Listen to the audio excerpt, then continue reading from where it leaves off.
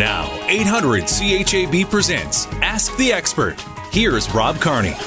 With Greg Marcyniuk today from Heritage Insurance. And Greg, it's fire pit season, and it seems to me more and more people have fire pits in their yards within city limits, and that's okay as long as they meet specifications and they follow city bylaws.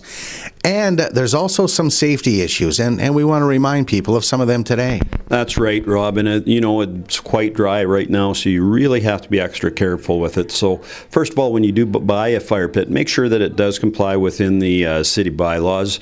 Also, take some time, read about the fire pit itself, and the biggest thing I would say is always having an operational fire extinguisher handy in the event something does happen, and make sure it's in good working condition and that it's not too close to the expiration date. The other thing is, don't ever place a fire pit in an enclosed area, as fumes could just be harmful without proper ventilation. And never place your fire pit on a wood deck or near structures, hanging branches, or unsteady surfaces. I know over the past few years we have had some total loss fires because of improper use of fire pits. Now, when you are operating your fire pit, make sure you start with a fire that's small and use recommended fire starters only. I never use gasoline starting a fire. We just actually, I know out at the lake on the last weekend, a young fellow did get burnt pretty bad because he was using gasoline. So that's just not a good idea. And as well, never leave a fire unsupervised. As well, use screen for protection from wind to prevent sparks from flying out. And again, just common sense, if it's windy out, just don't bother having a fire.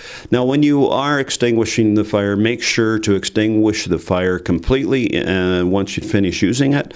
And follow your, again, the manufacturer's instructions. Use a fire extinguisher if you want, or use water. That's typically what we do. And make sure that you put water on until it completely stops steaming. And then cover with a lid, let it cool down, and never store those in a bag. Use a metal ash bucket instead. So those are just some very common sense things to do with a fire pit. So the other thing is, as far as within the city of Moose Jaw, you want to make sure that there is a chimney of 2 feet on there, that there is spark arresters of a minimum of 1/4 inch, and all wood fire burning appliances must have a door or a screen on that. And as well, you have to be at least 10 feet from any combustible material, such as fences, houses, garages, which is pretty normal. As well, they have to be UL, ULC, and Warnick approved, and they have to be maintained and in original operating condition. So again, just a few tips. Keep an eye on it. What about insurance when it comes to having fire pits in the backyard?